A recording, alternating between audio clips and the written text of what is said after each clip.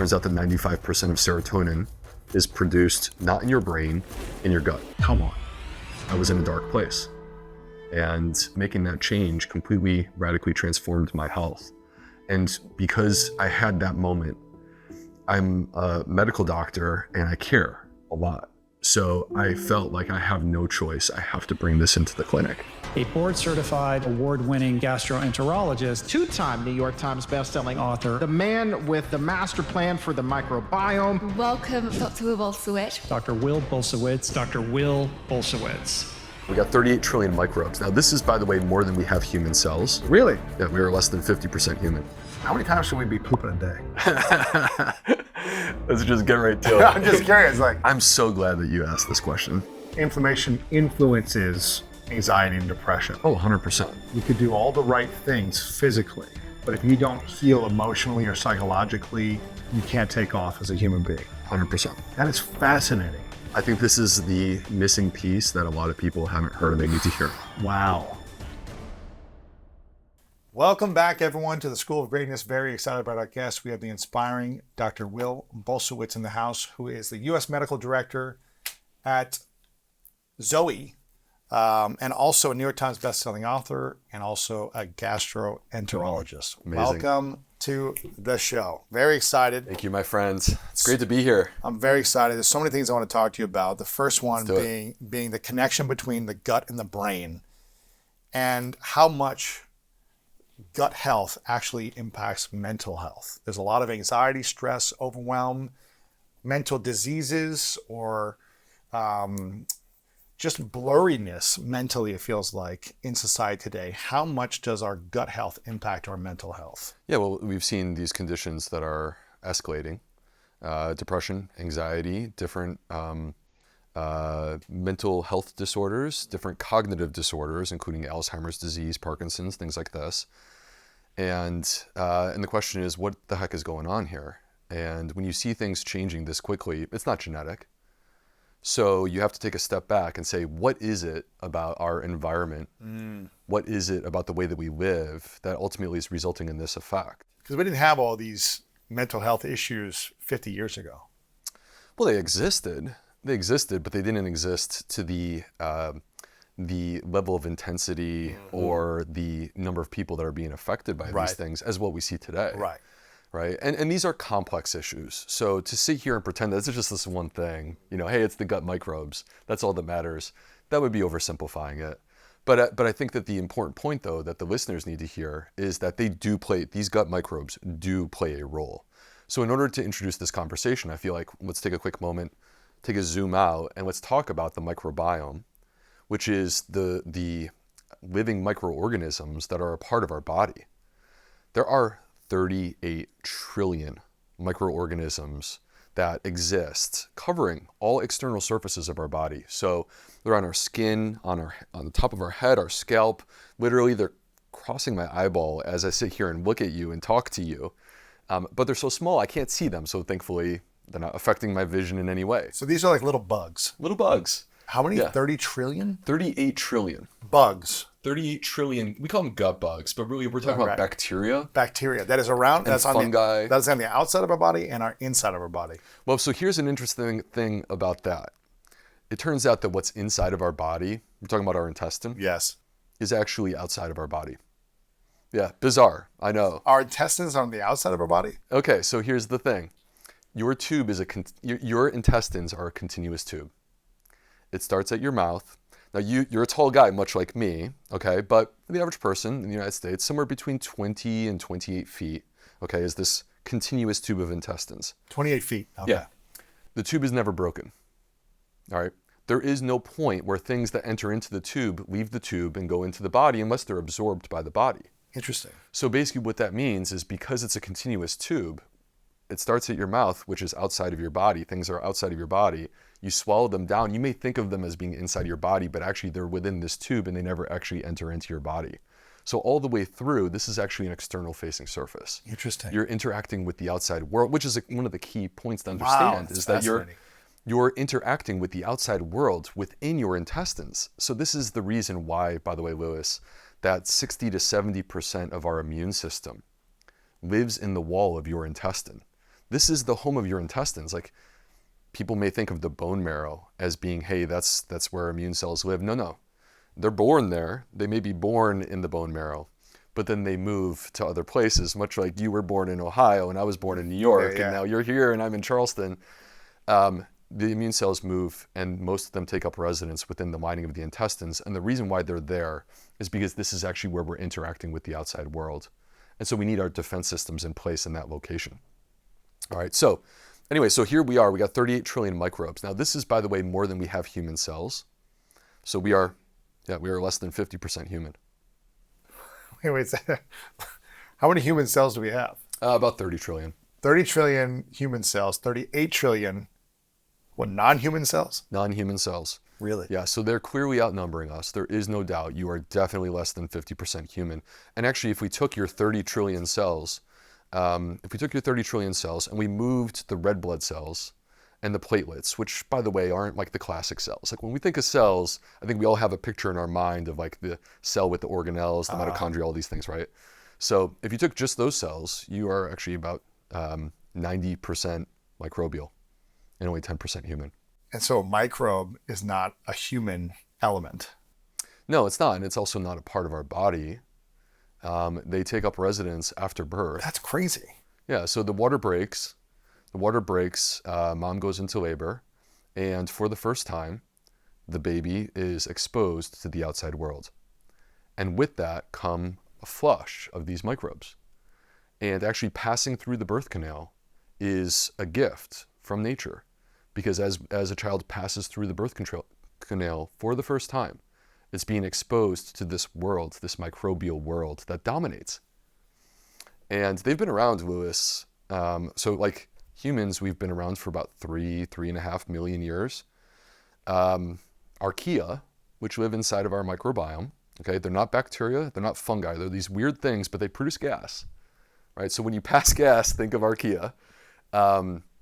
There's a archaeologic site in Greenland where they found 4 billion year old archaea, 4 billion years. And we think that that's the oldest life on this planet. Wow. So these microbes, they have been around forever. They've survived everything that exists. No matter what happens in this world, no matter what happens, there will be microbes. Wow. They will continue to exist. And they're an important part of us as humans, which is really the key point, because we can't be our best selves without our microbes there to support us. Come on, really? So wait, so how much of our bodies is actually human versus non-human? What's the percentage? So human versus non-human, clearly less than 50% human. Okay, clearly less than 50%. Some would argue 10% human. And then if we were to talk about your genetic code, you are less than 1% human. Come on. Yeah. So what are we? We're a mishmash. We're superorganisms. We're superorganisms. Wow. That are a mishmash of these microbes. And we think of ourselves in isolation, like, hey, we're these big, strong humans. But actually, the big, strong humans would be quickly broken down in weak humans if they didn't have these microbes to back them up. They back us up. If we didn't have these alien organisms crawling over our body, we would not exist, is what you're saying. Well, I mean, we think of them as alien, but they're more native than we are. They've been around for 4 billion years. Interesting. So, yeah. And so now with the gut-brain connection. So the gut, we rely on these microbes. This is where they live. They are most concentrated within our colon. That's their number one location. Yes, they're on our skin and our mouth and a woman's vagina, all these places. But they're most concentrated in the colon. And they're involved in these core essential parts of human physiology. Digestion of our food, access to nutrients, shaping our immune system, which is inflammation. Mm-hmm. Our metabolism on multiple different levels. These microbes are key players in our metabolism. Our hormones. So like for men, androgenic hormones that make us feel masculine, they play a role in that. Yes, there are connections between microbes and erectile dysfunction. Wow. Yeah. Really? Absolutely. Okay. This is how we get guys to listen to this show. Like, okay, wait, how do I have better erections? All right, now what do I do? But for women too, it's connected to estrogen and estrogen metabolism and multiple different conditions, including endometriosis, polycystic ovary syndrome, etc. Wow. So, and then the last part is our brain, which is what you started this question with. And our gut-brain connection. Our gut-brain connection. And we can unpack this to describe the multiple ways that those microbes are communicating to our brain. But the bottom line is that your brain clearly has a best friend, and its best friend is your gut. And they're talking to each other like teenage girls all day long. They're just on the phone nonstop or texting all day long, and the brain is taking signals from your gut and adapting to them. But it goes both ways because the brain is sending signals back to the gut, which can affect the way that we digest our food. Wow. So can you have a healthy brain if you have an unhealthy gut? I think that to have the healthiest brain possible, it is essential to have a healthy gut. Really? Yeah, I think that we need to be quite intentional about the way that we go about these things, because we can kind of just stumble into our health, or we can wake up and see that here we are and we have 38 trillion microbes. They're constantly evolving and changing. The food that you eat today will change your microbiome by tomorrow. And with those choices, you are shaping the microbiome, and that microbiome will affect health throughout your entire body, including your brain, including your ability to function, including your ability to maintain memories, including your ability to focus and get stuff done, and your long-term cognitive health, which includes things like Alzheimer's and things of this variety. Wow. So if someone is feeling like they have symptoms of some type of mental health challenge, they're feeling maybe they have ADHD, or they have depression or depressed thoughts, or they have anxiety or stress or overwhelm, what are 3 things they could do to start recognizing how to fix them? Well, I'll give you 3 things, and they all connect back to the microbiome. I would start with food. Mm-hmm. The food is our most powerful lever that we can pull in terms of shaping and changing the microbiome. And there are simple choices that anyone can make. And this doesn't have to fall under a dietary pattern or a label. It's just changing the way you eat. What would be, for that first one, what would be the top 5 foods that everyone should eat daily to optimize their gut microbiome? Okay, I can give you a top 5, but can I start with this essential rule? Yes. Which is diversity of plants. Mm-hmm. All right, so eating as much variety of different plants in our diet. We have to be intentional about this if this is what we want. Because the problem is the food system is not going to do that for us. Mm-hmm. You go into the supermarket, they've distilled it down to 75% of the calories in our supermarket is 3 foods. What are those 3 foods? Wheat, corn, and soy. Wow. Yes. That is 75% of the calories in the supermarket. Now, granted, most of those are ultra processed, right? So I'm here to advocate for real food. Fruits, vegetables, whole grains, seeds, nuts, and legumes. That's at least 5. We could add mushrooms. All right. Those are broad categories. And we can get more specific if we want to. But to me, it's about getting that variety. And this is not just an idea or a concept. This is actually scientifically proven. So in a study called the American Gut Project, which, by the way, was international, but it was run out of UC San Diego, what they found is that at the end of the day, when they did their analysis, above everything else, there was this one rule. The diversity of plants in your diet was the number 1 factor in predicting who had the healthiest gut. And the number is 30. 30 per week. So 30 different plants per week. Now, all fruits, vegetables, whole grain, seeds, nuts, and legumes. Include those 30. They count. Okay. All of them, right? So you want to have 30 different ingredients every week of plants. At least. Wow. At least. But you know what? I don't even know if I've tried 30 different plants in my life. Lewis. It's like you and I need to spend more time together. Exactly, man. Right? It's like 30. Wow, that's incredible. You take a smoothie. It could be Monday morning. Okay? Take a smoothie. Bananas. Blueberries. Greens of your choice, whatever ones you like. Chia seeds, hemp seeds, flax seeds. We're already up to 6. Okay. Right? You want to add in some raspberries or some other kinds of berries. We could easily get this up to 10. Right? Gotcha. You're making pasta sauce. Why would you just do pasta sauce? Why not throw some plants in there? Oh, there you go. Right? Onions, garlic, basil, oregano. Those count too. Spices count. Why is if someone's like, listen, I just like my 5 to 10 plants a week. I eat healthy plants. I eat mostly plants. I eat non-processed foods.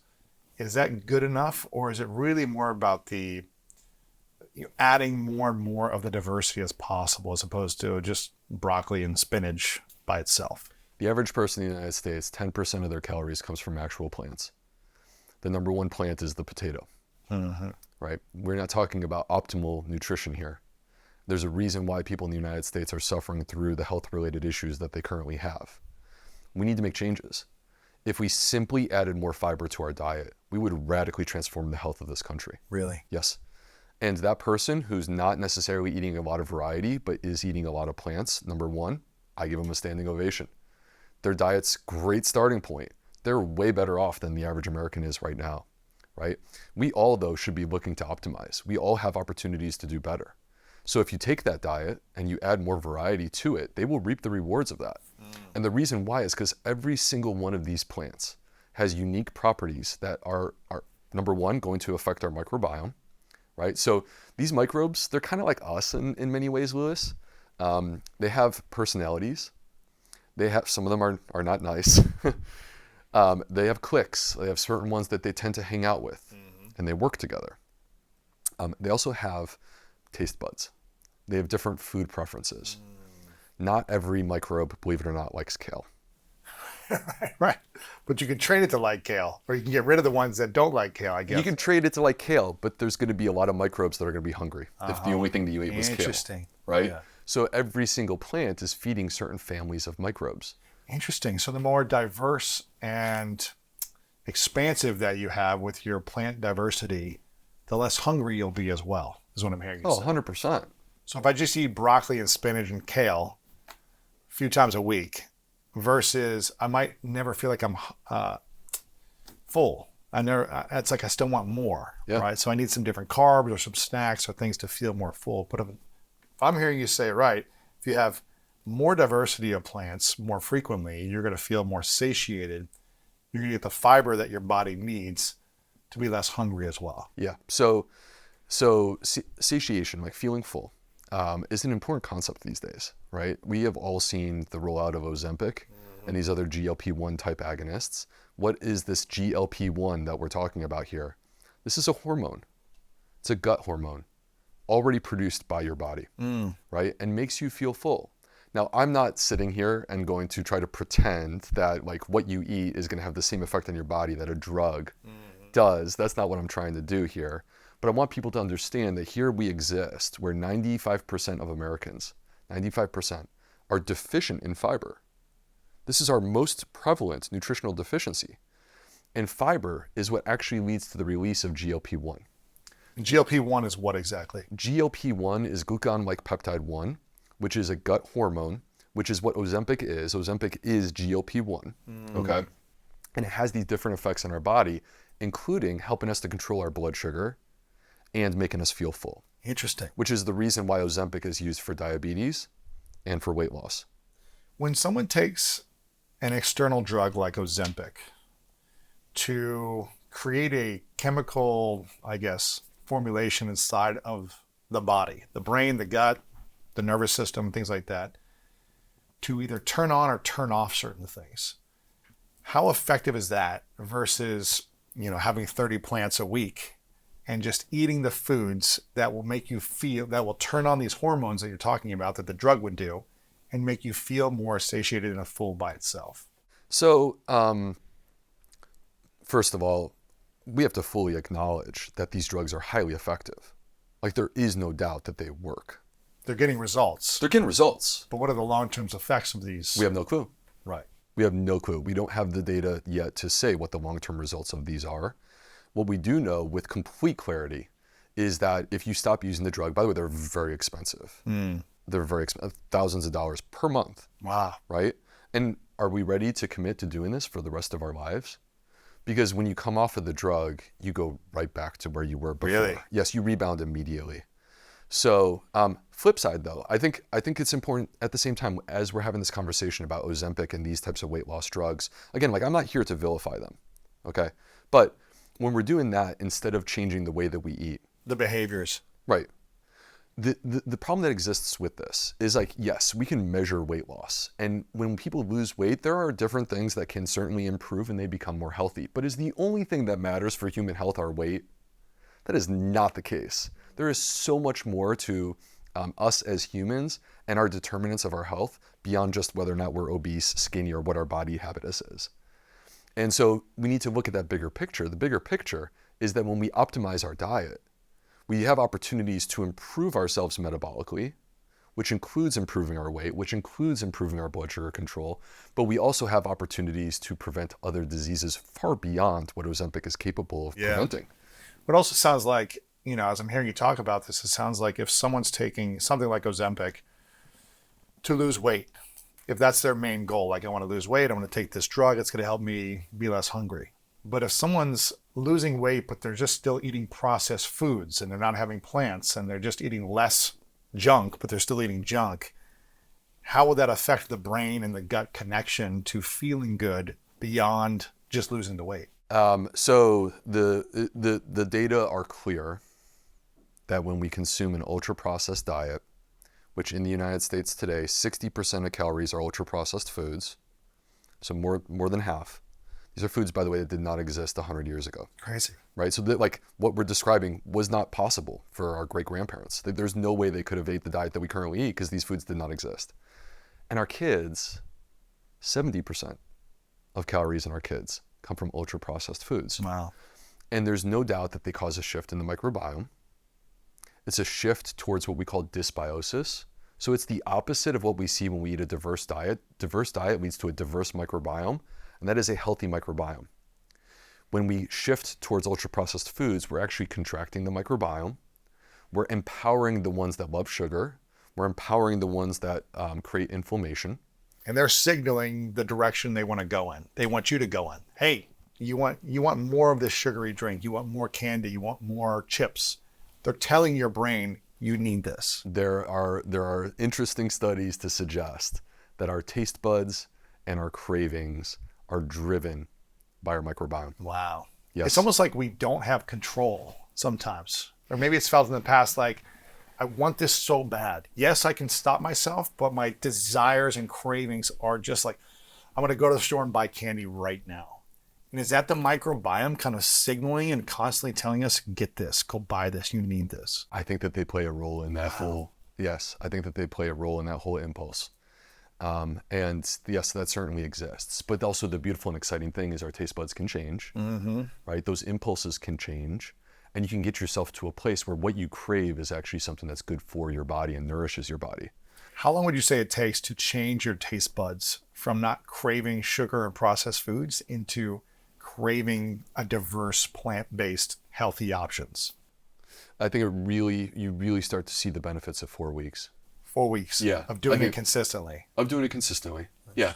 But by the way, I don't recommend that people try to flip a switch. Now there are some people that works for, but like to me, we want what I want is sustainable, right? Something that you can actually stick with. Not extremes. Not extreme. We don't want yo-yo. We don't want to be swinging all over the place, right? So we want consistency, sustainability, and we want it to taste good. Yes. So start with the stuff that you enjoy, introduce simple, sustainable choices, and build from there, right? And as we start to build momentum, and our microbiome is given a chance to change with us. Wow. So I say 4 weeks is what it takes to really make this huge change. But really, I would rather that you do it over the course of six months, a year, right? Because then by consistently doing this, you are actually going to completely reshape your microbiome. Wow.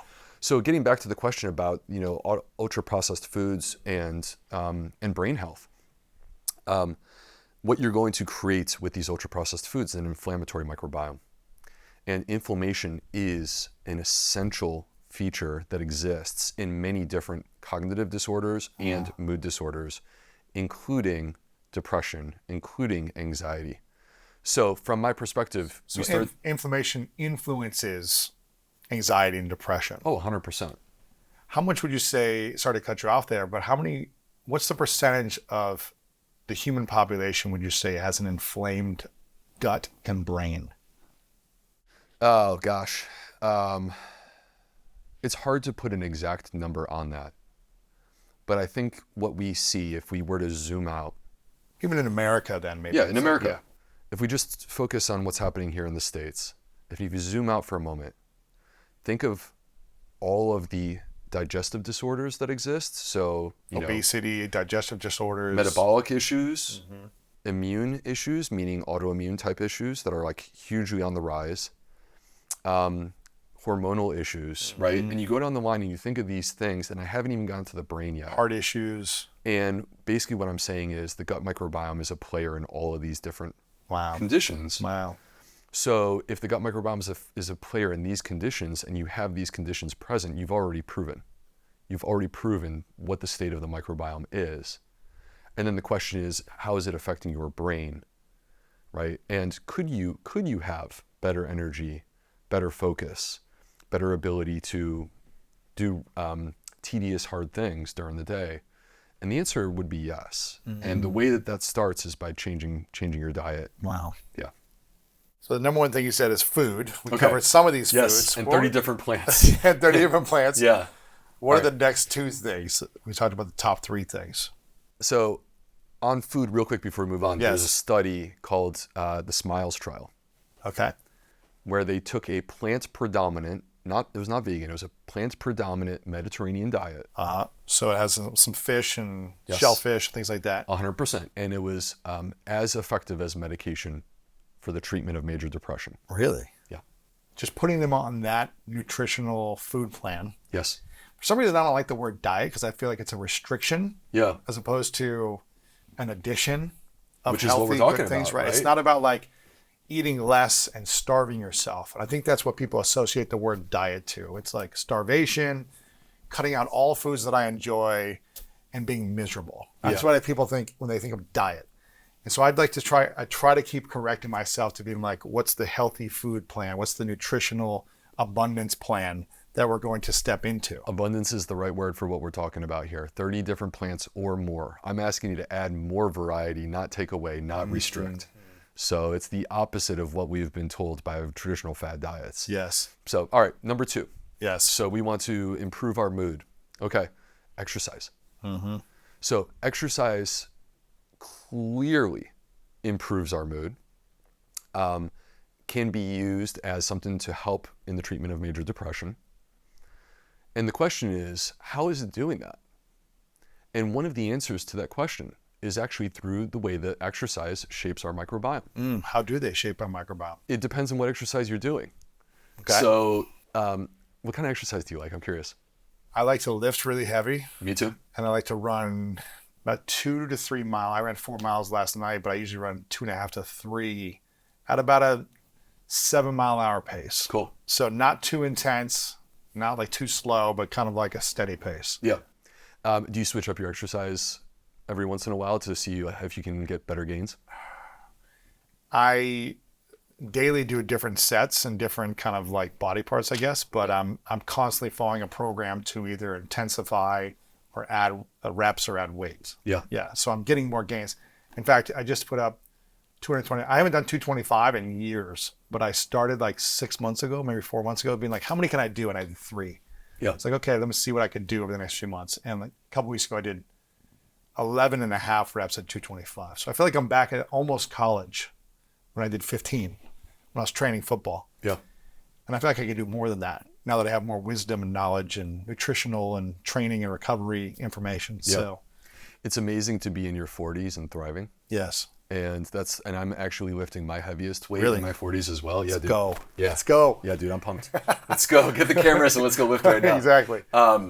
So But I like to play pickleball. I want to make sure I'm doing like some athletic movements also, not just 100%. like I'm on a bar or I'm jogging on a treadmill, but it's like, okay, I need to do some pickleball. I like to do ping pong. I like to do different activities. I like to dance salsa. So I'm also making sure that I'm doing lateral movements, not just in the gym, because I know how important that is for mobility, stretching, all these different things. Ice tub, sauna, like I'm incorporating as many diverse activities as possible. Well, this is the point, and I don't know that you were intentionally trying to set me up there because we haven't talked about this before, but actually diversity of exercise is actually a relevant idea. Really? Yes. So much we talk about different types of foods have a different effect on our microbiome. Different exercises have a different effect on our microbiome. They did this study where they looked at marathon runners, and they identified that there was this one bacteria called Veillonella that was disproportionately represented within these marathon runners. So the scientists, this was by the way done, I believe at Harvard in Boston, the scientists asked the question, what's the deal with this Veillonella? Like why would the runners have more of this specific thing? And the answer was quite interesting. the Villanella was breaking down lactic acid. When we run endurance exercise, lactic acid accumulates in our muscles. That creates muscle fatigue. If you want to be a better runner and have greater endurance, you would break down lactic acid. The microbes are helping. That's interesting. Okay. They have another study done by rugby players in Ireland. All right. And they looked at their microbiome, these rugby players, and they discovered that there was a shift within their microbiome towards actually more anti-inflammatory bacteria that interact with fiber to produce what are called short-chain fatty acids, which are the most anti-inflammatory molecules out there.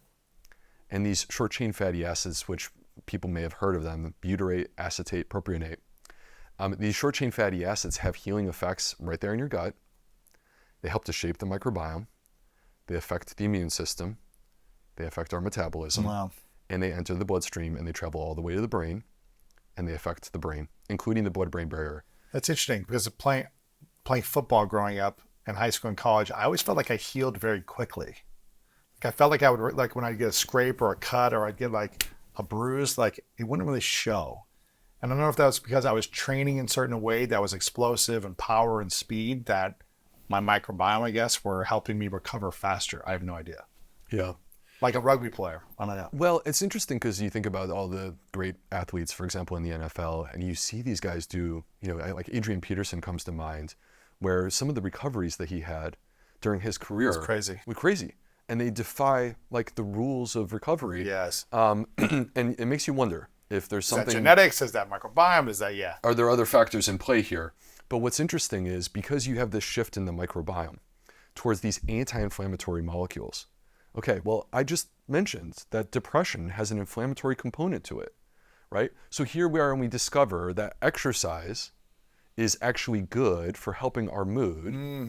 And what I'm saying is what's happening under the hood, if you lift up the hood and take a look, is there's this shift in the microbiome. And now you don't even have to change your diet. I mean, I do want you to eat more plants, right? But exercise alone helps you improve your anxiety or stress or depression. Yes, and that shift that's happening in the microbiome is actually helping you to get more from your fiber. So you don't change your diet, you eat the same fiber, now you get more from it. But what if you also changed your diet at the same time that you were implementing this exercise? If you did 1 and 2, food and exercise. This is why they synergize so well. So would you say your gut microbiome influence your mood more than anything else? I think that the answer is yes. And the reason why I say that is they have these bizarre studies that they've done where they take people and they inject into them something called lipopolysaccharide. What is that? All right, lipopolysaccharide is produced by bacteria that live inside of us, like E. coli. So we've all heard of E. coli, okay? So this is like... They inject a disease inside of us. So they're injecting this thing that you find in E. coli into a person's bloodstream. Wow. Okay? And then they track them over the next couple of hours. We're talking about humans. We're not talking about mice right now. And they see what happens. And here's what they find. Number one, because this bacteria has entered into the bloodstream, they get increased levels of inflammation in the body. Number two, their mood and their motivation to work dips. Wow. All right. Number three, they socially withdraw. All right. So what's going on here? Basically what I've just told you is that when they inject this E. coli type stuff, which I, by the way, want to unpack that in a quick moment. When they inject this E. coli based stuff called lipopolysaccharide, it basically activates inflammation, which affects their mood, and it also makes them socially withdrawn. And they think that what's happening is that the body is starting to shut down to preserve energy because it needs to fight the infection. So that's number one. So it's going to slow itself down. It's not going to have the energy to talk to people or be motivated. 100%. And then they socially withdraw. Why would they socially withdraw? We're social creatures. We come from living in tribes of people, right? And you want to protect one another. If you're sick, you don't want to pass that on to someone else. So when you feel sick, there's this natural inclination to socially withdraw. To get away. Interesting. To protect the others. Now, is this injection through this study, is that causation or is it, I guess, correlation? I guess, what is it, the difference between like, did it cause them, the microbiome, to be depressed? Or is it part of the correlation of it. It could be something else that is causing that. Okay, so we have these studies where there's correlation. You have a group of people with major depression, and you study their microbiome, and you discover that their microbiome is damaged. Yes. Okay, they have what we call dysbiosis, or a leaky gut, right? Now, what's causing what? That's the question, right? Because there's a correlation, but you can't prove that the microbiome caused the depression, or similarly, you can't prove that depression caused the microbiome change. Yes. Right? So then it raises the question, how do we then prove this? And there's a couple of ways that you prove this through interventions. And when you take this lipopolysaccharide, basically what you're recreating is what happens when a person has a damaged gut. Interesting. Because when you have a damaged gut, those microbes, they live inside the tube of the intestine. And as we discussed at the very beginning of the show, that tube is outside of our body. We have a single layer of cells called the gut epithelium that basically protect us. Because on the other side of the epithelial layer is 60 to 70% of our immune cells. Wow. Okay. So the immune system's there to protect us on the other side, and this single layer of cells, it's like the wall of our castle. And when our gut breaks down, when our microbes are damaged, when we don't have enough anti-inflammatory short-chain fatty acids, you start to see this gut barrier breakdown. We get what people may call leaky gut, and what leaks is the lipopolysaccharide. This lipopolysaccharide that they were injecting in this study, basically what they were recreating, they were not recreating an infection. They were recreating chronic inflammation. Interesting. That comes from a damaged gut. Wow. So when you have inflammation, because your gut is out of whack or is not healthy, it's going to cause you in some ways to feel lower energy, anxiety, depression, or some type of, I guess, symptom that doesn't cause you to be your best self, is what I'm saying. 100%. And I think that these can exist on an entire spectrum, right? This could be a bad day. Yes. Right. But it could also be something that is more chronic and clinical, such as major depression. Yes. And like for me personally, like this is where my personal journey started, was that I was in a bad place with my own health. Really? And one of the issues that I had was I was depressed. Really? Yeah. And I just wanted to be by myself. And this was when you were in medical school, before or after? So I was in my gastroenterology training. I was in the University of North Carolina, Chapel Hill. If you looked at me on paper, you thought that everything was perfect. Yet there I was, laying under a blanket in a dark room, watching reality television. Wow. Like all of us do when we're depressed. Right? It's like, I've been there. Wow. Below deck, baby. Below deck. That was your drug of choice. So this was when? How many years ago was this? This was 12 years ago. 12 years ago. Yeah, so you're in medical school. I graduated medical school in 2006. So we're talking about roughly 2012 now. Okay. So I was a board certified internal medicine doctor. I'd finished my internal medicine training, was the chief resident at Northwestern. Wow. And then I moved on to the University of North Carolina. I was on a grant from the NIH. And I was studying both at the School of Public Health, which is like one of the top 3 schools of public health in the country. I was doing that and working during the day as a gastroenterologist in the hospital. And I was miserable. Wow. And my life was in a bad place. I also had high blood pressure, high cholesterol. From a mood perspective, tons of anxiety, high levels of depression. Again, like I just wanted to lay in a dark room by myself under a blanket and be left alone. That's all I wanted to do. But you had made it. You were at the top of your field. You were an expert. You were, leading a hospital in the department. So why do you think you were sick, even though you were a doctor? All I know is this, that I did not want my own medicine in that moment. Oh. The things you were prescribing to others. The things that I was prescribing to others and that I had been trained by great doctors to do, I didn't want that in that moment. Wow. And so the tables had turned. Now I'm the patient. And I needed something to help me. And I tried to exercise my way out of this. So I'm going to work out harder. I'm a type A. Right. So I go hard. Obsess. Hardcore. 45 minutes of weight training a day. HIIT training, cardio, yeah. Jump on the treadmill for either a 5 or a 10K. Wow. Or jump in the pool, because I was in North Carolina, and do 100 laps. Dang, that's intense. Yes. It's triathlon training. I grew stronger. or faster or whatever athletic measure you want, but I still felt unwell. Really? And I Maybe you still felt had a huge little bit gut. better, but... Felt a little bit better, but I really felt unwell. And you had a big gut. I had a big gut. Really? Yeah. Yeah. And I needed something to change. And the weird and bizarre thing about it is that I come from a humble place in upstate New York. And I was raised on junk food. Yeah. And this is the way I ate for 75% of my life. And the food that was glorified in our house, how could that possibly be the cause of my problems? The food that brought us love and connection and intimacy and fun and play. Oh yeah, get home from school, play some hoops or Mario Kart, fire up the grill, couple dogs, right? Like the every day. dream. Yeah. Summer barbecues. Let's go. It was fun and I loved it, but it caught up to me. Wow. It caught up to me in my early 30s. And so I needed something to change. And the thing that changed for me was that I eventually looked in the mirror. It was actually by meeting my wife, so who, like, here we are, more than 10 years later. We have 4 kids together. But in this moment, we're going on our first date. And she ate very differently than me. Really? Yeah. And I had never seen anything How like does she this. eat? We were in, North Carolina, Yeah. right? They didn't have all the diversity back then of foods. Well, and you look at the menu, and my wife said to the waiter, she pulled him aside, and she goes, "Can you get me a plate? And on that plate, put collards and black-eyed peas and okra and some mashed potatoes." Wow. All right. And so she had them arrange a plant plate.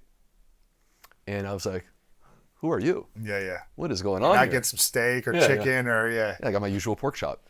So, look, I'm not saying that's wrong. What I'm saying is that my diet needed an overhaul, right? There needed to be changes.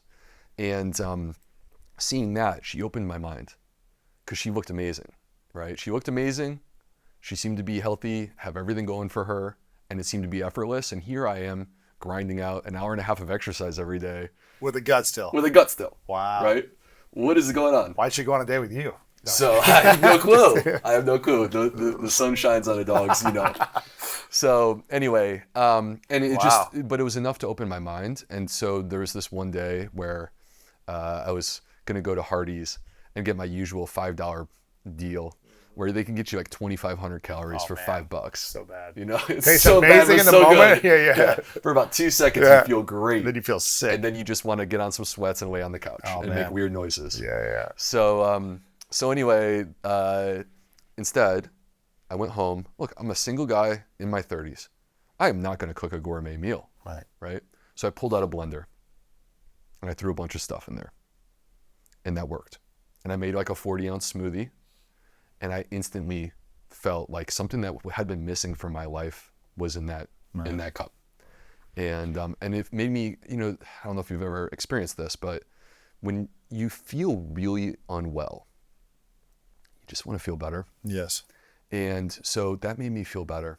And when that happens, it's enough to make you say, well, I want to feel that way again. Mm-hmm. And so I came back the next day and I did it again. And that started the process for me of changing my diet. And once I started changing my diet, the weight melted off my body. Really? My confidence, because I had extremely low self-esteem. But you were in the top of your field as a medical doctor and GI and Didn't matter. running a hospital division and Didn't matter. all the degrees and... You could shower me with the degrees and the awards and all these things, and I felt good for a day, and then I went back to feeling like trash. Why do you think you felt so insecure or low self-esteem? I think that the way that we feel about ourselves is affected by what's going on inside of us. Really? Yeah, I do. Wow. I absolutely do. I think it's more than just like there are labels that we can apply, whether or not a person has a clinical condition, major depression, generalized anxiety disorder, whatever you want it to be. But there are also aspects of who we are that are very human that maybe we don't have a label to apply to it, but we all experience it, right? And that is self-esteem, and that is energy levels, Yes. and things of this variety. And I was in a dark place. And so anyway, making that change completely radically transformed my health. And because I had that moment, I'm a medical doctor and I care a lot. And so I felt like I have no choice. I have to bring this into the clinic. And so I started bringing this into the clinic to treat my patients. And I saw radical transformations among people with irritable bowel syndrome and acid reflux and Crohn's disease and ulcerative colitis. I see these radical transformations. And you get to a point, I eventually got to a point in 2016 where I was like, this story, like, people deserve to hear this. And it should not be pre-required that you come to see Dr. B as your doctor in order to hear this story. You should be able to hear this no matter where you are. And that's what motivated me to get out there and start doing this. Wow, man. Do you think it's possible for us to have high self-esteem, high positive energy without exercising and eating only processed foods? I think you'll be such a fraction of the person that you could be if you were to start to implement those changes. Wow. Yeah, absolutely. We've only talked about food and exercise first. What's the third thing? All right, cool. So I want to start by saying this. There are these 12 nerves in the brain called the cranial nerves. Okay. And if you actually look, as I did in gross anatomy in medical school, at the skull, clearly we have evolved to really protect these nerves. They come from our brain and they pass through these special sort of channels within the skull, and they basically controlled everything that really matters. So our ability to see one another, our ability to smell, to hear, to taste, to move our tongue, to talk, to swallow, right? Like These 12 nerves impact everything. Impact everything. But there's this one nerve among the 12 that's like, dude, what are you doing here? It's like the black swan. Because 11 of the 12 are just involving basically the brain and the upper neck. But there's this one nerve that breaks off, travels from the brain all the way through the chest, all the way down into the abdomen. The brain comes down. Well, I mean, the nerve comes down. The nerve brain. comes down, yeah. and it's connecting. This one nerve, not all 12. No, only 1 out of 12. Huh. Right. So when you think about how important these nerves are, clearly, like, these are our priority nerves. And here's this one nerve that has come down to connect to our gut. Wow. And this is called the vagus nerve. Uh-huh. All right. And the vagus nerve is absorbing information. It is sensing what is happening within our gut, with our immune system, and communicating that back to our brain. And this is one of the ways I mentioned earlier in the show that the gut has multiple ways to communicate to the brain. We've actually started to cover several of them. One of them is with short chain fatty acids. Another is through the vagus nerve. All right, so these are two of the ways that our gut communicates to our brain. The vagus nerve is fascinating because there's new technology that's coming out now that shows us that you can actually just activate the vagus nerve and change the way that a person functions. Really? So they call it a vagal nerve stimulator. It's an implanted device. You need surgery in order to have this. And it sends an electrical signal through the vagus nerve. And it goes back to the brain. And it goes back to the brain. And by doing this, you can improve a person's recovery after stroke.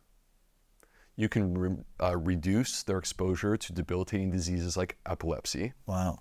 And it's FDA approved for major depression. Holy cow. Yeah. It's now being studied in irritable bowel syndrome, Crohn's disease, and ulcerative colitis. So now we're studying these things in digestive health conditions, not just cognitive conditions, because the vagus nerve affects both. Wow. Okay. So the vagus nerve is quite fascinating. We have the ability, using a technique that's completely free, and every single listener can apply this to their own life right now, to control the vagus nerve in a number of ways. And the one that I'm here to advocate for is breathing. So deep breathing exercises affect the vagus nerve. All right. The way that we do this is to take 4 seconds in through the nose, and then to release for 6 seconds through pursed lips. All right, so you actually are going to be forcing air on some level because you got 6 seconds of release. Slowing it down a little bit on the way out. So this is a 10-second Longer on the way out. Yep. So it's not box breathing, but it's a... Not a complete box. Yeah. Yeah. Okay, so you're not holding at the top, breathing out longer than holding at the bottom. You're just breathing in and out longer. You know, different studies look at different variations on basically the same thing. It always seems to be something on the order of 4 seconds in and at least 4 seconds out, right? So I'm talking about 6 seconds out just because of this one study that I'm Yeah, about to it's a cite. little longer. Yeah. Yeah. But like if you do 4 seconds in, 4 seconds out, you're good. You'll It's be all better right. than, it's better than most of us breathing through our chest. 1 second in, 1 second out, only in the chest and not deep, intentional, slow, fully oxygenating the body, the brain, everything, right? All of that, and then activating the vagus nerve. That That's what we're activates getting it. at. Interesting. Yes, so we're talking about activating the vagus nerve by doing this. And you can do this every day. And if you do it for literally 10 minutes, you will notice differences as you start to do this day by day. So if you just do this for 10 minutes a day, just breathing to activate the vagus nerve, what type of improvements can you see? Okay. So we talked about the vagus nerve is this information superhighway connecting our gut to our brain. So we would expect to see improvements in both. Am I right? Yes. Okay. So number one, I'm of course interested in pooping Yes. because that's what I work for, right? So I want people to poop and I want them to have great bowel movements. And in one particular study, they took people that had irritable bowel syndrome with constipation. So they were constipated people. And they had them do this exercise on a daily basis. And what they discovered is that it actually radically transformed their bowel motility, right? Their intestines were moving differently and they pooped more frequently. So they actually had relief from their constipation, not by changing their diet, not by taking a laxative, but by breathing. That was it. That was it. No exercise, no different foods, no dieting, nothing. Just breathing. Just breathing. They pooped better. They pooped better. Now, if you exercise, you'll poop even better. If you eat fiber, you'll poop a hell of a lot better. But Wow. it's amazing to think. Just ponder that, the power that simply by a breathing exercise, Yes. we can alter the physiology of our intestinal system. That's incredible. But we can also affect our brain. And this is backed by studies and science and research. We can post it to the show notes. Yeah, that's amazing. We can also change the way that our brain works. So by doing this type of breathing, we can improve our focus, improve our memory, improve our cognition, and improve our mood. Wow. This is incredible. I do want to talk about, so these are the top 3 things we can do to improve our mood: food, exercise, breathing, along with all the things you said within each 3, which I think are powerful. And I know there's a lot more to it, but that's a great baseline. I do want to talk to you, since we talked about poop. How many times should we be pooping a day? Let's just get right to it. I'm just curious. Like, My wife has told me that I'm far too comfortable talking about this topic. Sometimes we're at dinner parties and it's like, yeah, this is how you should be pooping and how it should look. And yeah. She's like, you're not allowed to talk about bloody bowel movements anymore. Oh my God. So, yeah. So wait a minute. First off, how many times should we be pooping a day? And how long does it take for after you eat food for it to come out? What's the optimal timeline All right. to know that you're a healthy, functioning human being? I'm so glad that you asked this question because actually there's a fun experiment that people can do at home. So now, first of all, let me answer the question about pooping. Yes. I'm of the belief that pooping should be it should feel full. It should be a complete evacuation. All right. Okay. It should be a complete evacuation. You should no longer feel like you have to go when you're done. It should be satisfying. And this entire process, dare I say, should be fun. Like it should feel good. It shouldn't be painful. It certainly should not be painful. It should not be effort. It should feel good. And you should be able to flip that door open and strut out in slow motion. And Michael Bublé, I'm feeling good, is blasting while like explosions and slow motion fireworks, doves are. smoke. Yeah. All right, this is the way that I think it should be for people. Unfortunately, it's not. Shocking, considering 95% of Americans are fiber deficient. Of course, that plays a role. How often should we poop? The average American poops once a day. If you were consuming an adequate diet with an adequate amount of fiber, you would be pooping more than once a day. Really? Yo, definitely. You would poop probably twice a day, but it's not about the number. So I want to make sure that we not fixate on this because I'm quite sure there will be listeners who will hear this and they'll go, Something's wrong with me if "Something's I wrong poop with me." once a day. Yeah. Hold up.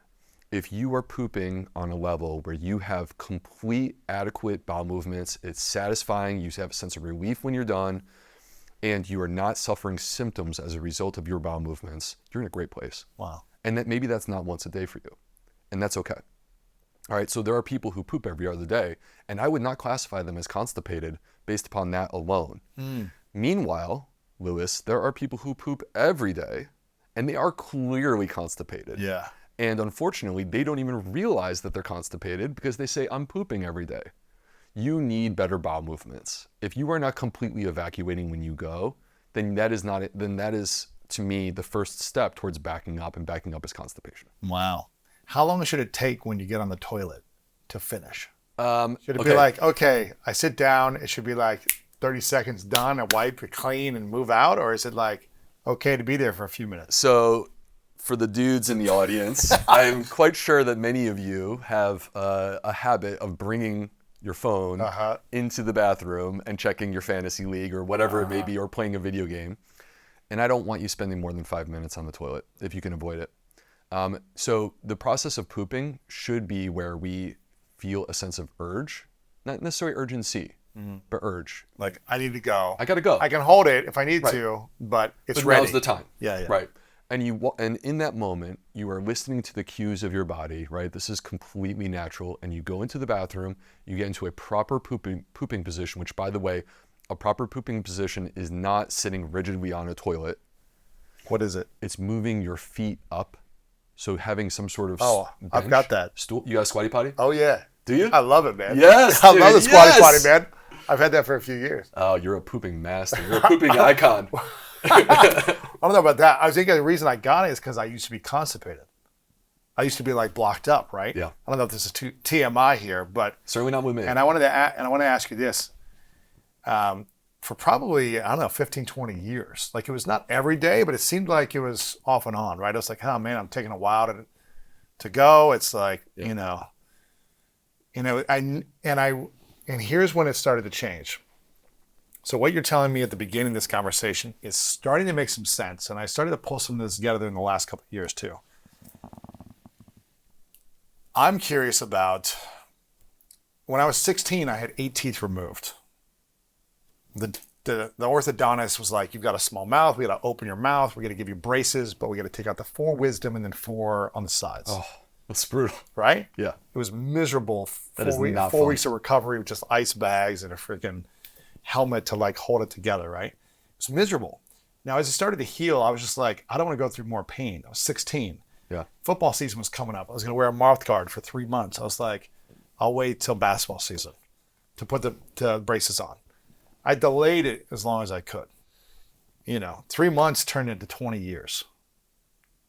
Where my teeth started to enclose, I couldn't, my back teeth stopped touching. So I only could touch my front 2 teeth. Right here. The back teeth like enclosed, it like went reverse my jaw. So the back teeth did not touch. So I wasn't able to chew properly. Oh. So it would get very tiring chewing with my front 2 teeth. Wow. So I'd essentially just eat a few bites and swallow. Yeah. So I finally got Invisalign and got braces, and I finally got implants of those teeth so that I could actually chomp my food better. Yeah. Once I got those implants in, I still have one more I need to do. Once I got them in, I noticed that I started to use the bathroom better. I was able to chew more fully, chomp more fully, and therefore process better. I was also more intentional about how I was eating and what I was eating and things like that. But I'm curious if you're just chewing a few bites and swallowing your food as opposed to actually chewing it down, how that affects your, I guess, blocked up or constipation levels, and adding that with a processed diet, I'm assuming did not support me with my gut. Right. Yeah, there's multiple different factors there. It's interesting what you're describing with your teeth, because this is what a lot of older people deal with on a routine basis. Really? Yeah, and they struggle to be able to chew their food, and because they can't chew their food, they opt for simpler foods that are pre-digested in a way. Really? Which are ultra-processed foods. It's a lot easier to eat ultra-processed foods. There's quite a bit of data actually around eating rate, how fast we eat. By the way, this is something that we're looking at Zoe. Zoe is a company that we are running the world's largest nutrition science study right now, and I'm the US medical director. And so with eating rate, how fast you eat, it's highly compelling that foods that require us to slow down actually are beneficial to our metabolism. Interesting. Yeah. And you could take the exact same food and serve it 2 different ways, one of which you can just scarf down, or the other one requires you to actually chew your food. And the one that requires you to chew your food that's less pre-digested actually is better for your body metabolically. Really? Yeah. So like what about nut smoothies? butter versus... What about a smoothie? In a perfect world, you would eat a salad. You want to make a smoothie You or want to make a smoothie, juice. but I'm here advocating for smoothies because they're delicious and they're a great way to still get fiber, phytochemicals, polyphenols into your diet with a diversity of plants. So, and then you can have your salad for lunch. Like, you're not going to eat a salad at every meal. Let's be honest. Yeah, exactly. Wow. So you're saying nut butter versus almonds. Yeah. It's better to have the almonds. 100%. Why is that? I think there's a couple things. So part of it is the food itself. It's not like food is more than just calories and nutrients and macros. There's a structure to the food, and we call it the food matrix. And an intact food matrix is, generally speaking, the preferred way to consume our food. So basically what that means is less processed. Wow. Yeah. So if it's pure, even if it's like a whole food, but it's pureed or processed, right? Or crushed down or whatever it might be, it's better to have the whole food by itself than the processed version or the crushed down version. When possible, but like, I'm not here to make It's it not sound like horrible, I don't though. like Yeah. almond butter or peanut butter. There have been some interesting studies about if you take the exact same food and you cook it. If you cook it, it actually has a different effect on the microbiome. So like, for example, you take kale and maybe you would steam the kale to soften it up and things like this. By steaming it, you're actually changing the food a little bit. It's not a bad thing. And it'll have a slightly different effect on your gut microbiome than that raw, uncooked kale. So yeah, there's a lot of interesting stuff there. What is more effective or more efficient, the raw uncooked vegetables or cooked / steamed / sauteed vegetables? Well, I think when people are changing their diet, it's better to give your gut an opportunity to adapt to gently ease into it. And cooked food or like, smoothies, like things that are kind of broken down already, they're a lot easier to digest than like the raw foods are. Sure. So like going raw food only, to me, I don't really advocate for that. It's hard, I don't believe in that. Yeah. All right, so bowel movements. Yes. So I prefer for people to have a natural bowel movement in 5 minutes or less. You shouldn't have to strain to go in a perfect world. It should come out quite naturally. You get your business done, you get up, you walk out the door. Don't sit there. Don't sit there, because blood gets pooled down into your pelvis when you're sitting there in that position, and it actually fills the hemorrhoids. And we have an epidemic. I mean, I hate to say this. I feel like we've been talking about a lot of epidemics here today. We have an epidemic of hemorrhoidal issues. What is hemorrhoids? Hemorrhoids are the most attractive concept out there. So these are basically like veins that carry blood, and they exist right around our bottom. Now, I know I should have an answer for why did we evolve to have hemorrhoids, and I do not. I don't honestly know why we evolved to have hemorrhoids, but we did. They're there, all right? And when our bowel movements change, whether that be constipation or diarrhea or straining to go and bearing down and pushing, we are actually driving blood down into these beds of tissue, these hemorrhoids. They get engorged, they get enlarged, and then they can cause trouble. Oh. So they can cause bleeding, they can pop out, they can itch.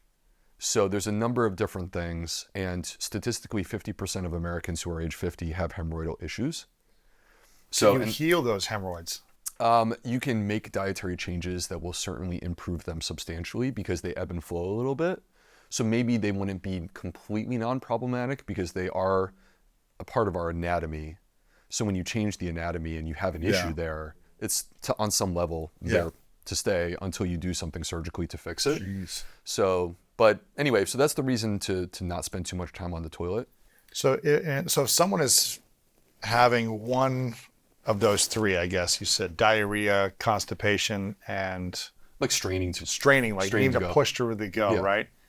If they're experiencing that occasionally or frequently, what are the main causes of those three styles of unhealthy pooping? This is a huge conversation. I mean, like it might take a day to hold. Yeah, well, I have like courses that are multi-hour courses that I've taught on each of those topics. But But if what we were to say, okay, let's bring it back to like, what is the thing you can do? And the answer is fiber. Fiber. Because the power of fiber, again, 95% of Americans are deficient in fiber. What's unique and special about fiber, one of its superpowers beyond feeding and fueling our gut microbiome to create short-chain fatty acids, is that it's the only thing that I'm aware of that can fix both diarrhea and constipation. Fiber. And bring it back to the middle. So it gives your stool form. It gives you that glorious, soft but formed bowel movement that we're striving towards. And when it's soft and formed, then it comes out a lot easier. You don't have to strain to go. So we are addressing all of the issues that you just described. So when you have hard poop, or I can see you blushing just a little. Or you have, I guess, I don't know what the word would be, like not continuous, or it's like just loose where it comes out. Yeah. What does that mean? Does this mean you don't have fiber? If you have like really All right. hard poop, or like it's not continuous. What we do know is this. It brings me back to a question that you asked earlier, which is how long should it take for us to poo? Yes. Right? If it's faster, that's typically associated with loose stool, like diarrhea, because you have faster transit, things are moving through. Yes. And when it's slower, that's associated with constipation. And both of these things are actually associated with changes in the microbiome. So the microbiome is a player for sure in our gut motility and whether or not we develop diarrhea or constipation, okay? And we can actually do a simple at-home exercise to measure this and determine what our gut transit time is. And that is, so we at Zoe, this is actually a study that we published in one of the top gastroenterology journals on the planet called Gut. And basically what we did is we had people eat blue muffins. And these blue muffins, the food dye, will show up in your poop. So you can see when it comes out. So you can see it when it comes out. How long? You time it. You time it, yes. And most people are like, either they're pooping 24 hours later or 36 hours later or up to 48 hours later. And all that is normal. Okay. All that is normal. But if you see that blue in less than 18 hours, you got fast transit. And typically you're going to have diarrhea. And that's not good. We don't want that. Okay. So that's a lack of fiber. Many times that's a lack of fiber. Or you may see very slow transit where it's coming out like more than 2 days later, right? And that's not good either. That's not good either. So all of these things are actually correlated, not just to our microbiome, because they are, but they're also correlated to metabolic parameters. So, like for example, there's this thing that we use as physicians to predict a person's risk of cardiovascular disease, like heart attack. And so this is like a 10-year risk score. And believe it or not, like your bowel transit time in this study was correlated to your cardiovascular risk. Wow. So, so it's worth us paying attention to these things. So having healthy poop is a huge part of living a healthy life. I think so. And I think that like the thing that's interesting about poop is that we ignore it. We ignore it because it's like we've stigmatized it. But if, as a gastroenterologist... Do you look at your poop every time? Most of the time. Well, yeah. I'm kind of proud. I'm kind of proud. We're in a good place. That's good. Yeah.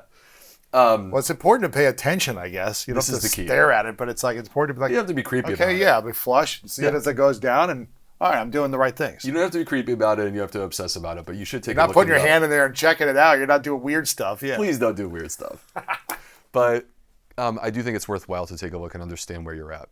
And there are these 7 different measures of stool called the Bristol Stool Score. Interesting. Okay. So, and they're individual pictures that allow you to see like what, hey, my poop looks like this.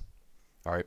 And some of them are diarrhea and some of them are constipation and some of them are right in the middle where you want to be. That's a Bristol 4. Bristol 4 is the fantastic, glorious bowel movement. Okay. Okay. So, and the thing that's key from my perspective, because this correlates to our gut microbiome. And if it correlates to our gut microbiome, then it also correlates to our digestive health, yes, our metabolic health, our immune health, our cognitive health. Because of this, we should be looking at this. So I think it's important for people to know, so you can at least know, hey, is this not a Bristol 4? Is this a Bristol 1 or 2, which is constipation? Is this a 6 or 7, which is super loose and watery, which is diarrhea? Because if that's where you are, then we need to make some changes in order to get you to a better place. And a lot of it comes down to adding more fiber to your diet. If you add more fiber to diet, for the vast majority of people, they will actually see substantial improvements in terms of those bowel issues. Wow. Now, I don't want to sit here, like there are people that have, some sort of medical issue. Sure. It's more complicated in those people. Yeah, so of let's course. not make it too simple here. Right. But Wow. Fiber is one of the keys, it sounds like. Now, how do you know, what are the main symptoms of having a leaky gut? Well, we've started to touch on this. Uh-huh. Yeah. So a leaky gut, again, it comes back to this single layer of cells, the epithelial layer. And when it's breaking down, it's because of things that are happening within the microbiome. And it's creating opportunity for things to get into the bloodstream or across into the immune system that aren't supposed to be there. When a person has a leaky gut, it can be a number of things, but I think the first thing you're going to feel is a loss of energy. Okay. We saw this in the lipopolysaccharide study where they injected the lipopolysaccharide into their blood. They felt fatigued, right? That was within a couple of hours. So low energy is one of the key signs. And I think the reason why this is, Lewis, is because energy is this thing that we all experience. I do, you do. I could ask you right now what your energy level is, 0 to 10. You'd have an answer for me for sure. Yeah. Right? And so would everyone else. Yet doctors don't get it. Doctors don't understand. You go to your doctor, say, I'm feeling low energy, I'm feeling fatigued, and they kind of roll their eyes. And the reason why is because I don't think they mean to dismiss you. I actually think they're very compassionate. They just don't know what to do with that. And what I'm saying to you, and what I want people to hear, is that this is because it's connected to our immune system and inflammation. There's overwhelming evidence that this is true. So right now, if you look at a group of people, 20% of people will tell you in the United States that they have low energy and they have tons of fatigue. Okay, 20%. But if you were to look at a group of people that go to their doctor, it's 1 in 3 instead of 1 in 5. 1 in 3 people that go to their doctor have low energy. And if you look at people that have a chronic inflammatory condition, it's at least 1 in 2. It's at least 50%.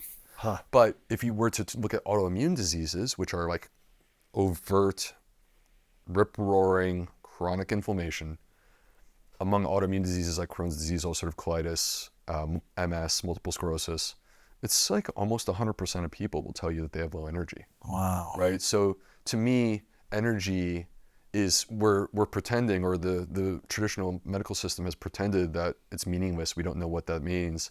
And I'm here telling you that there's now overwhelming evidence that this is a measure of our inflammation. Wow. Now, we've been talking about gut health with the immune system, but how does gut health play in with the nervous system and impact it?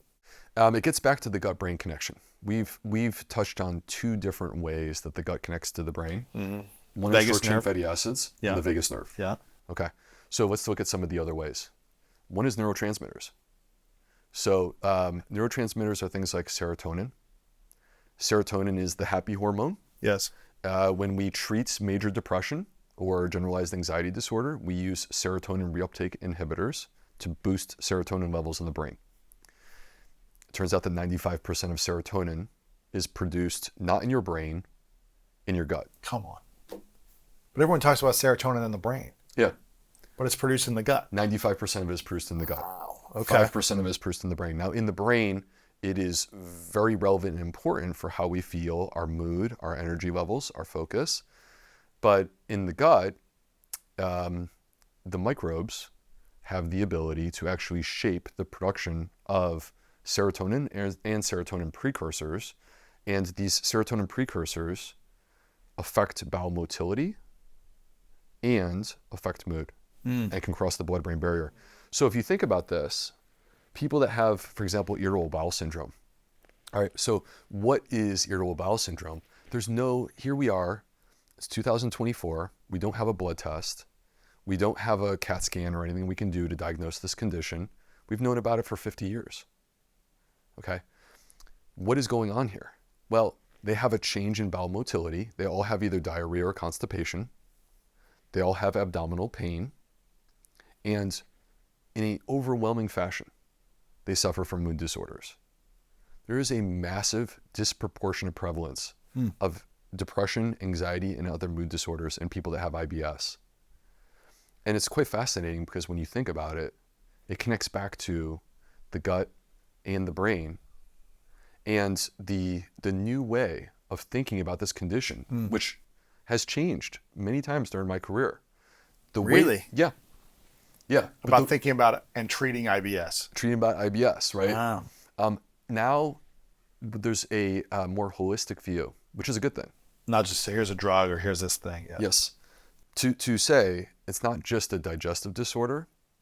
This is a disorder of the brain and gut axis. Interesting. Yeah. Because I've heard about people struggling to go to the restroom from different times if they feel like unsafe, if they feel like maybe they're in an unhealthy relationship and it's causing certain gut issues. Is that connected to the nervous system not feeling safe because of the environment or relationships that are out of alignment? Does that impact the digestive inner workings as well? Is that all play in? 100%. Really? 100%. Do you think IBS is more of an emotional challenge then? I think it's a disorder of the brain-gut axis. Interesting. I think it's more than just one or the other. I think it's both. So we have to incorporate both in that, in our concept of that. But start with a simple example. A person's about to go on stage and give a speech. They have anxiety around that. What do? They feel flutter in their stomach, start to feel nausea. Maybe it builds towards cramping abdominal pain, and maybe they have to run to the restroom and go. Wow. Right? When I was in medical school on test day, there was like a line out the bathroom door. Really? It was disgusting. Dude, right before, when I'd play football, man, I had to go like 5-10 minutes before the game started. Yeah. It was like, you try to go an hour before to get it done, but then like just the nerves or the excitement would just be like, I gotta go now. Yeah. Like right before like we're starting the game, I'm like, I gotta go. Let's describe exactly what's happening there. So basically what's happening there is this is once again the brain-gut connection. Now the brain is taking center stage instead of the gut. The gut becomes secondary. And the stress of the moment leads to activation of the sympathetic nervous system. Wow. The sympathetic nervous system is the opposite of what we were describing with the vagus nerve. The vagus nerve is our parasympathetic. That's our rest and digest. The relaxed state. Yeah. The sympathetic is, I'm about to run into a football field and try to knock someone's head off, right? So you're like getting charged up for a fight or to run away from a saber-toothed tiger or whatever it may be. That's our sympathetic nervous system. The brain, as a part of that stress response, there are good things that happen. You get an adrenaline surge. You feel powerful. You can, in that moment, do superhuman things, but there's a sacrifice, and the sacrifice is your gut. The brain releases a hormone called corticotropin releasing hormone, or CRH. And the CRH sets off this inflammatory cascade. And downstream, if you follow that, ultimately what you discover is it has a negative impact on the gut microbiome. Wow. It affects bowel motility. It also actually directly affects the microbes. So there's a shift within the microbiome. And then here we are, and you got to go to the bathroom. Wow. You would think that in a fight or flight moment, that your body would suck it in so you could actually run away, right? Or like get away from the moment. Some people do. Some people get very, very constipated under stress. But basically what we're talking about though is like an acute stress, right? An acute stress, yes, which is different from a chronic stress.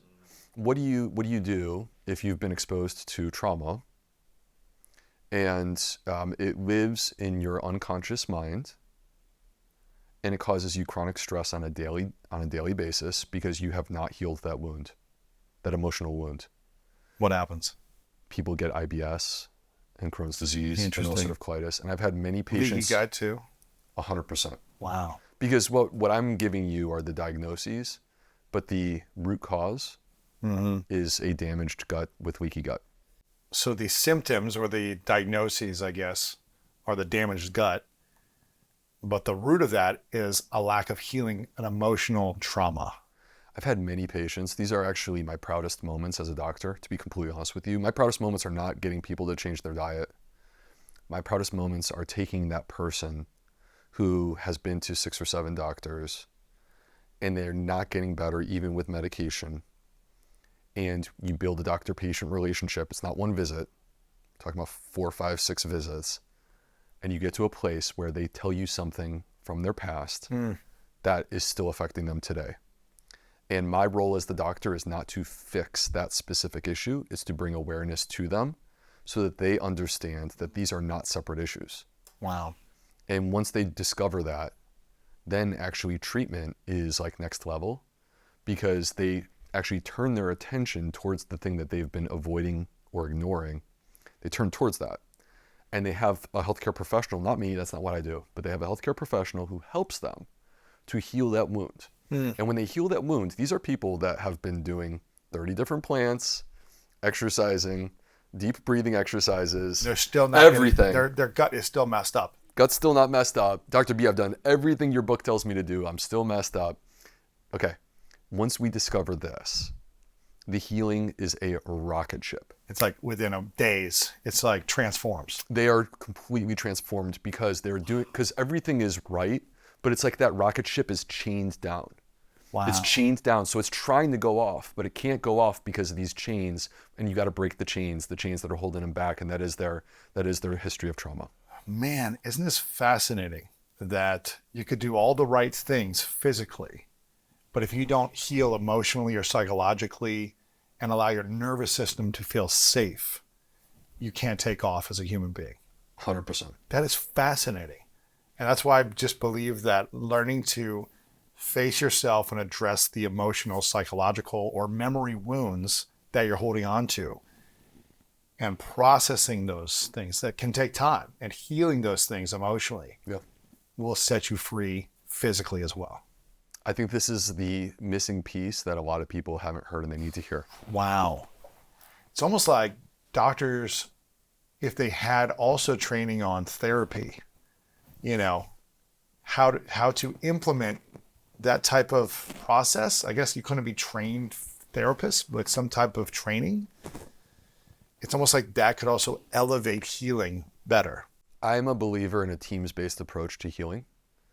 That there's not going to be that one person that can do everything. Person that does everything anymore. Yeah. That you need to surround yourself with a team of competent people that you trust and you have faith in. Gosh. And work with them. But it's I want to give a quick shout out to one of my mentors at the University of North Carolina. His name is Doug Drossman. And he is the founder of irritable bowel syndrome. So he wrote the book. It's called The Rome Foundation. And basically it was like a group of scientists that met in Rome, Italy for the first time and like put together this idea of what IBS is back in the 80s. Wow. So that was Rome 1, and they've gone through, and I think they're on Rome 4 now. So basically, but he's the author. He's the guy that has organized this and led this, created this diagnosis. I worked in his clinic. The hospital hated us. We would see 2 patients in a half of a day. Most gastroenterologists these days see 2 patients in 15 minutes. Really? Yeah. We would see 2 patients in a half of a day. We would spend hours with these people. But these were the people that I'm describing that would bounce from doctor to doctor and never get better. And the system was failing them. Because you can't just use a pill for everything. Wow. You can't just make a diagnosis and fix everything. At some point, someone needs to have a holistic view and see the complete person and see that we are more than just this one, set of symptoms. And that's what we did. And he was quite interesting because he was a professor of both medicine and psychiatry, and I would call him a maverick because like he's back there in the 80s and 90s and coming up and making connections like, for example, history of sexual abuse in childhood, connecting that to the manifestation of digestive disease as an adult. Wow. I mean, that's something I talked about on this show many times about dealing with sexual abuse as a 5-year-old and how it left me feeling very unsafe and clinched a lot and kind of like always looking out to see who is going to try to attack me, abuse me, take advantage of me in different social settings, even when it wouldn't be a sexual abuse setting, but just a setting of like school setting, right? Sports, whatever it might be. And I believe that was a big part. Like, 4 or 5 years ago, I started really diving in deeper on sexual abuse healing. I started about 11 years ago, but didn't fix the teeth, and I still ate poorly as well. But I started to kind of put it all together 4 or 5 years ago with fixing teeth, intentional eating healthier, healing trauma on a deeper level. And I feel like it's allowed me to have more freedom within my body as well, peace and harmony. Someone asked me this morning, how are you feeling today at the gym? How are you feeling? And I had another guest on earlier today where I told him I always tell people the truth about how I'm feeling. So if I'm not feeling good, I'm like, man, I'm messed up right now. I'm stressed out. I'm this. Like, I'm honest with how I'm feeling. I don't just say good for every answer. And I said, I'm feeling peaceful, loved, abundant, grateful, and harmonious. And it's how I feel. Sounds amazing. But it's been willing to face incredible amounts of pain within myself, address it, not just once and be done, but consistently for the last 4.5 years. Yeah. Almost weekly. And being willing to face it and process the pain to create meaning, to process shame, guilt, insecurity, and whatever else I was holding on to psychologically, emotionally, physically from the different traumas of life, and allowing myself to self-love without shame anymore. And it has been one of the most challenging processes I've ever had to experience, but the most liberating and freeing process. And it's a journey that will continue. I feel better. My gut has reacted better. And I only feel like I can improve from here as well and continue to get better. So I'm so glad that you, as an expert in this field, as a doctor, medical doctor, talking about healing the emotional traumas can sometimes be the final thing that allows us to elevate our physical potential as well.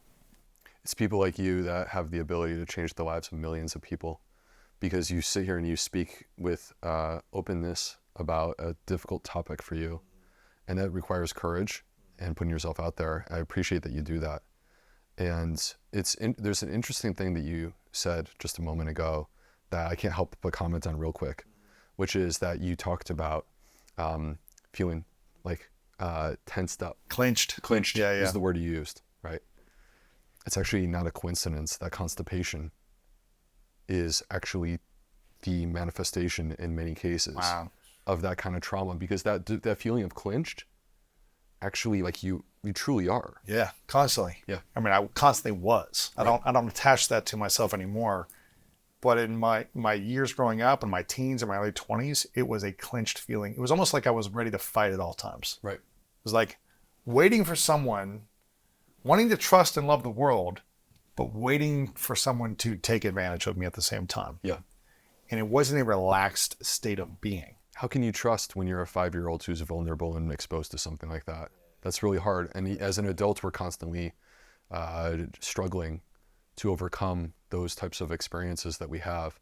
But I just find it interesting that the words like this, like clinched, you're intending it figuratively, but it actually is literal. It is literal. It is, and it caused digestive pain. Yep. You know, and it's hard to go to the bathroom. It was This is what I'm saying. Sitting there for 20, 30 minutes at times, you know, being like, how am I going to get this out? You know, it's just like, but like you said, going back to the breathing, like just activating the breathing alone for 10 minutes a day will allow you to relax your mind, your nervous system, your body, and connect it, your gut as well, so that you can process everything better. You add the exercise, you add the food, but I feel like the fourth thing, what I'm hearing you say, I don't know if this would be the fourth thing, would be healing emotional wounds, healing trauma. And you could do the first three, food, exercise, and breathing, but it sounds like a lot of your patients, until they healed the trauma, they still struggled with their gut. Yeah, I don't think this is everyone. Yes. But for people that have something in your past that you're still struggling with, and maybe you've repressed it, right? Maybe you're not thinking about it, Yeah. but it's there. If you have something like that, I just want to bring awareness to the fact that this is not something that you're able to hide and put away to the side. It's continuing to affect you, and to be the best version of yourself, the best thing that you can do is reach out for help and address it directly. Wow.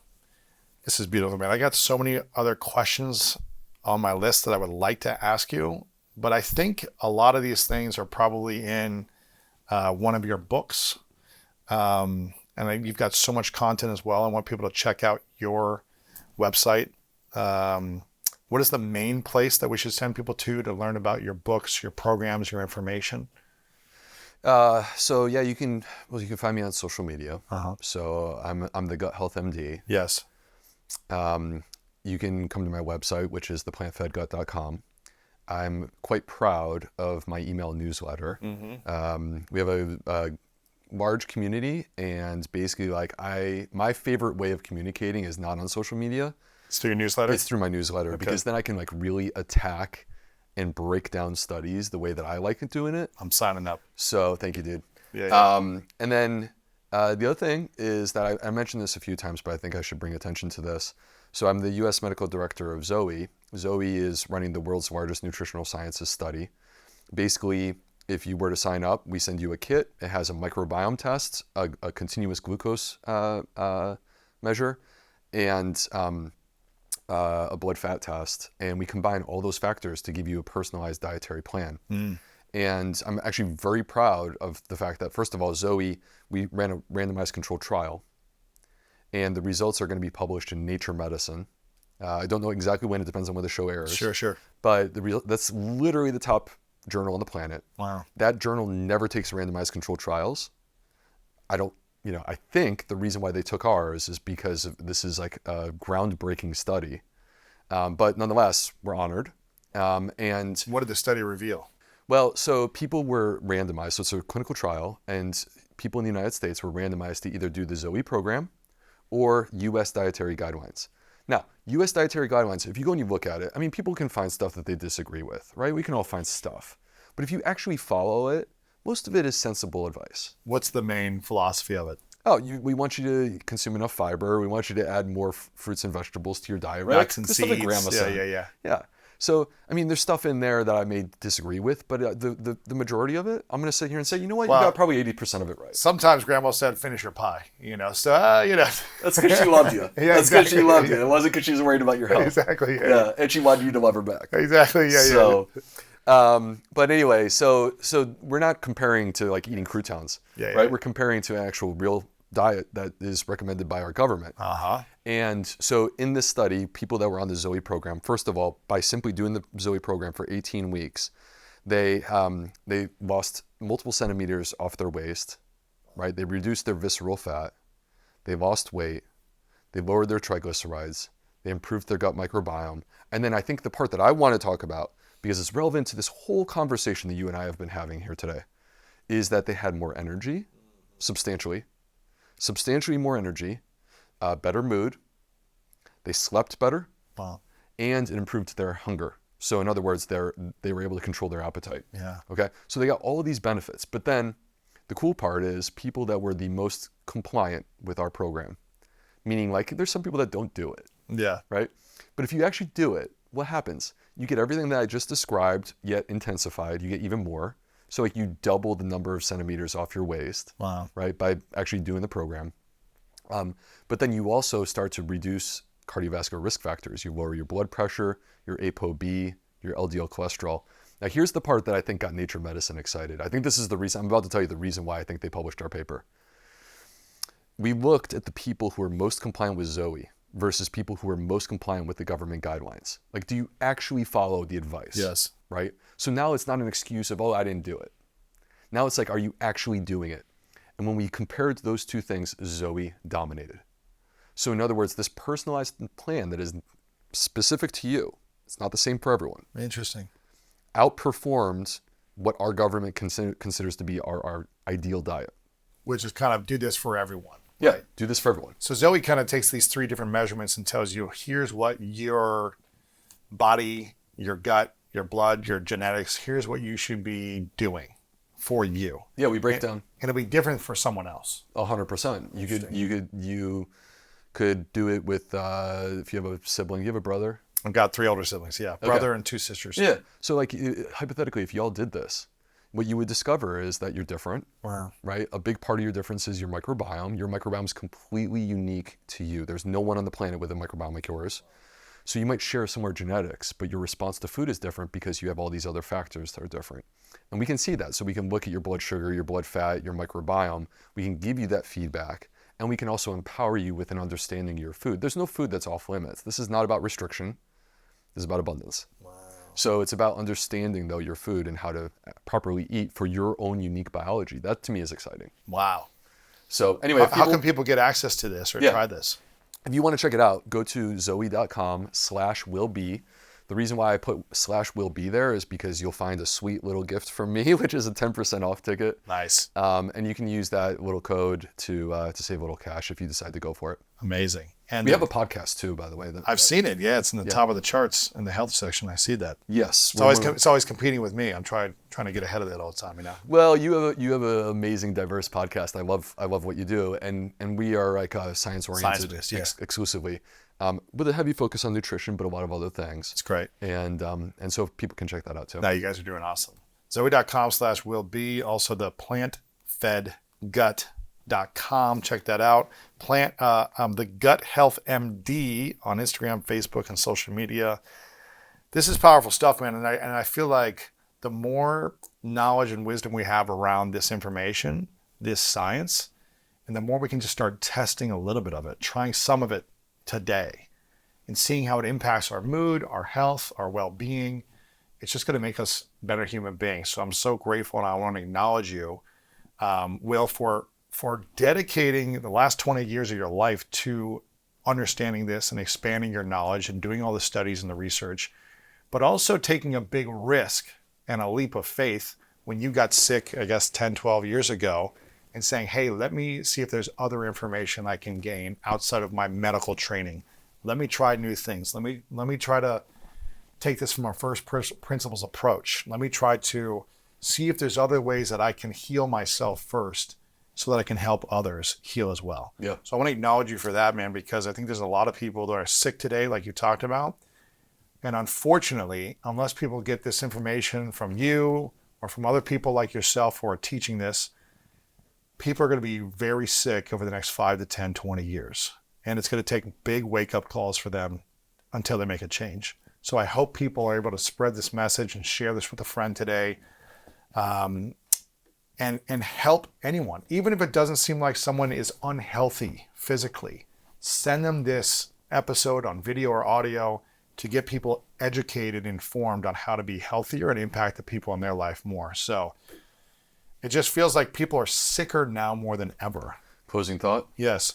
That sounds very pessimistic. I get it. And I understand that people would feel that way. I'm very optimistic. That's good. Here's why. Because there's a revolution taking place in science. Mm-hmm. We didn't know anything about this microbiome stuff until now. Wow. Now we have the ability to not just to look at it, now we can manipulate it.